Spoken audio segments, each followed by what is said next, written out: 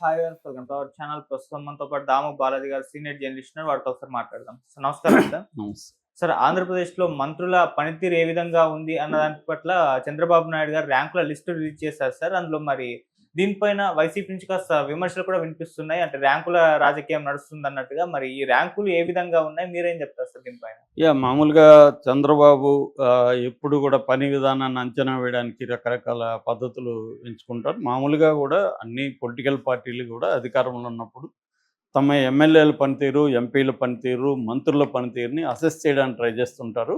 ఇంతకుముందు అయితే ఐపాక్ వాళ్ళు ఈ పని చేసేవాళ్ళు. ఇప్పుడు చంద్రబాబు ప్రత్యేకంగా పుల్లట అని ఒక అతను ఏదో ఉన్నాడు.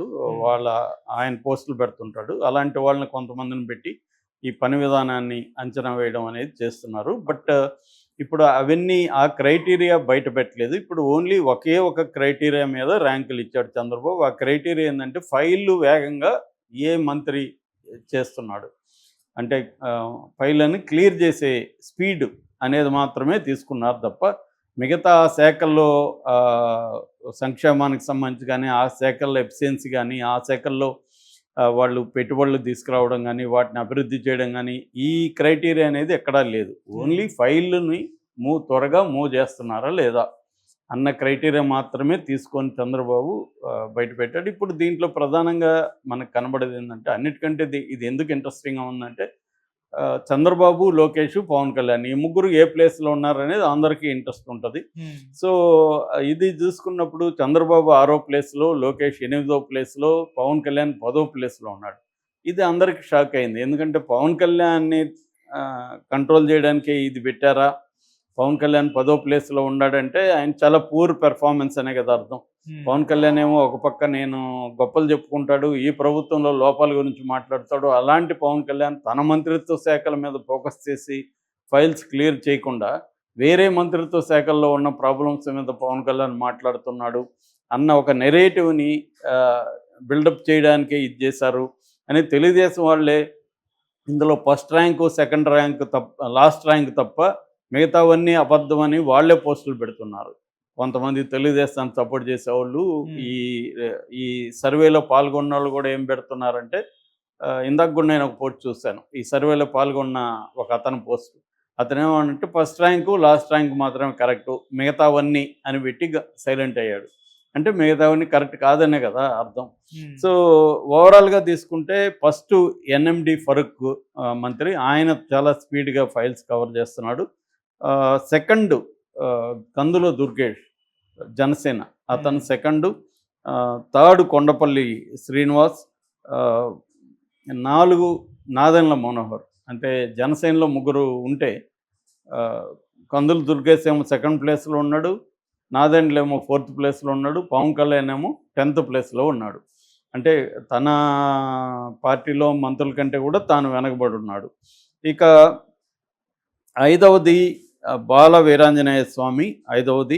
6వది మనకు తెలుసు లోకేష్, 7వది సత్యకుమారు, తర్వాత 6 చంద్రబాబు, 8 లోకేష్, తర్వాత 9 బి జనార్దన్ రెడ్డి, 10 పవన్ కళ్యాణ్. ఇక అనిత అని తీసుకుంటే ఆమె 19వ ప్లేస్లో ఉంది.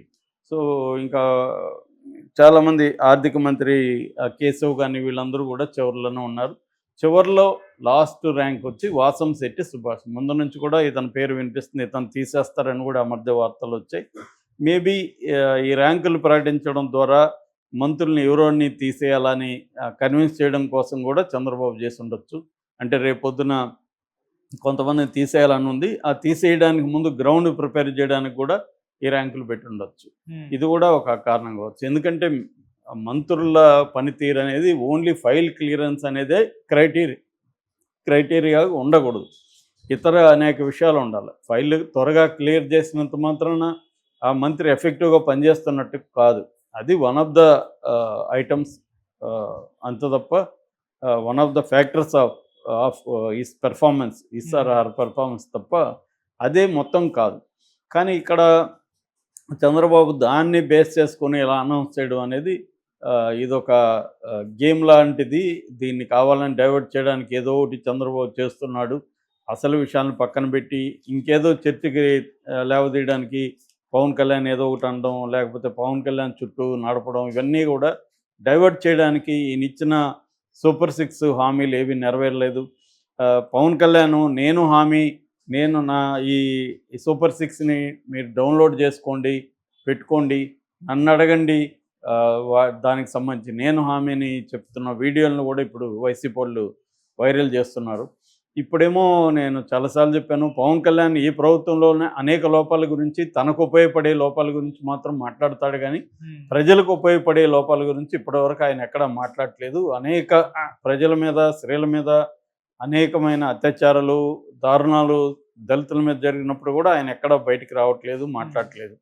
అట్లాగే జనసేన మీద తెలుగుదేశం దాడులు జరిగినప్పుడు కూడా సైలెంట్గా ఉన్నాడు. అట్లాగే జన సైనికులు ప్రజల మీద దాడులు కానీ ఇతర పార్టీ మీద దాడులు చేసినప్పుడు మాట్లాడట్లేదు. అట్లాగే ఈ సూపర్ 6 పథకాలు అమలు చేయకపోవడం వల్ల ఇప్పుడు దాదాపు 9వ నెల నడుస్తుంది. ఈ 9 నెలలుగా ఒక్క పెన్షన్ తప్ప ఇంకేది కూడా అమలు అనేది లేదు. చంద్రబాబు ఓపెన్గానే చెప్పేశారు డబ్బు లేదని.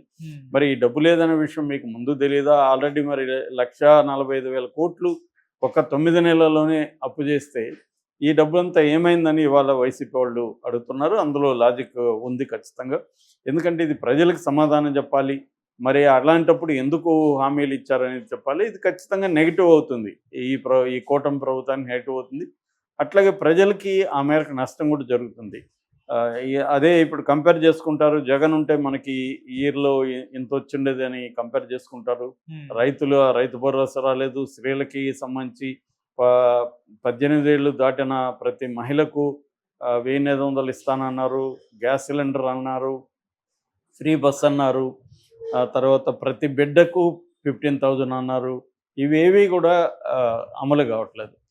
దీన్ని ప్రశ్నిస్తున్నారు కాబట్టి ఇలాంటి ర్యాంకుల వ్యవహారం అది చూసి మరి దీంట్లో మీకు ఓల్డ్ ప్రభుత్వానికి ఏం ర్యాంక్ వేసుకోవాలో కూడా చెప్పాలి కదా. సంక్షేమంలో ఏ ర్యాంక్ ఇవ్వాలి, అభివృద్ధిలో ఏం ర్యాంక్ ఇవ్వాలో కూడా చెప్పాలి కదా.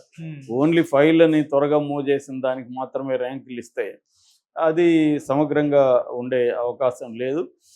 రెండవది ఏంటంటే ఇదంతా కూడా పవన్ కళ్యాణ్ని దృష్టిలో పెట్టుకొని ర్యాంకులు ఇచ్చారని కూడా జనసేన అభిమానులే పోస్టులు పెడుతున్నారు. ఇది మా పవన్ని ఇబ్బంది పెట్టడానికి చేస్తున్నారు. ఆయన 5 మంత్రి శాఖలు ఉన్నాయి కాబట్టి ఆయనకి స్లో అయ్యే అవకాశం ఉంది. ఒకే దుర్గేష్ ఉన్నాడు, ఆయనకి చిన్న శాఖ, ఆయనకి ఫైళ్ళే తక్కువ ఉంటాయి. ఆ ఫైళ్ళు తక్కువ ఉన్నప్పుడు క్లియరెన్స్ అయిపోతాయి కదా. ఇవన్నీ కూడా దృష్టిలో పెట్టుకోవాలి కదా ర్యాంక్ ఇచ్చేటప్పుడు.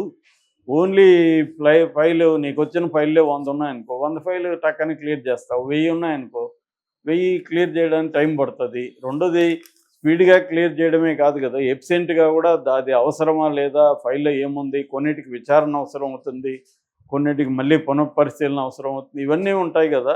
ఓన్లీ ఇది ఏంటని అంటే కావాలని ఎవరన్నా పని సరిగా చేయకుండా ఫైళ్ళని నానబెడుతుంటే దాని గురించి మాట్లాడడం ఇదవుతుంది. కానీ ఎప్పుడైనా మనం అర్థం చేసుకోవాల్సింది, ఒకవేళ వాళ్ళు ఫైల్స్ క్లియర్ చేయకపోతే క్యాబినెట్ మీటింగ్లో చెప్పచ్చు, మంత్రికి ప్రత్యక్షంగా చెప్పచ్చు. ఎందుకు పబ్లిక్లోకి తీసుకొచ్చాడు చంద్రబాబు, ఇది వెరీ ఇంపార్టెంట్. ఎప్పుడైనా మామూలుగా ఇప్పుడు ఒక మంత్రి ఫైల్ క్లియర్ చేయలేదనుకో, మామూలుగా ఏం చేస్తారు, ఆ మంత్రిని పిలిచి ఎందుకైనా ఒక ఫైల్ క్లియర్ చేయట్లేదు, క్లియర్ చేయి త్వరగా అని చెప్తారు. పబ్లిక్గా ఎందుకు చెప్తున్నాడు అనే దానికి వేరే పర్పస్ ఉంటుంది. అది ఒకటేమో పవన్ కళ్యాణ్ని ఇబ్బంది పెట్టడం, ఇతను పని విధానం చూడండి, ఇతను వేరే మంత్రిత్వ శాఖలకు వస్తాడు, అతని మంత్రిత్వ శాఖలో అతని ఫైళ్ళు క్లియర్ చేయట్లేదు, 10వ ర్యాంకులో ఉన్నాడు అని చూపించడం జనాలకి. That is one purpose. Second purpose ఏంటంటే కొంతమందిని తీసేయాలనుకున్నప్పుడు వాళ్ళు పని విధానం సరిగా లేదు చూడండి, అనిత 19వ ప్లేస్లో ఉంది, వాసం శెట్టి చివరిలో ఉన్నాడు,